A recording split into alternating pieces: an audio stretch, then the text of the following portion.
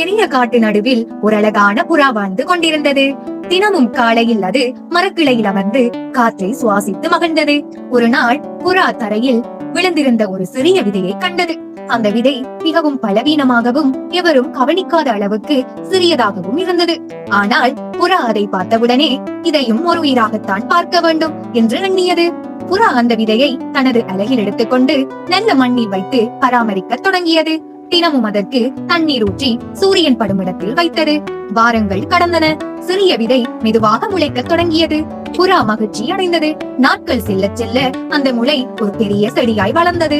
சில மாதங்களுக்கு பிறகு அந்த செடி ஒரு அழகான மரமாக மாறியது. அது புறாவிற்கே ஒரு புதிய வீடும் பல பறவைகளுக்கு ஒரு நிழலும் ஆனது.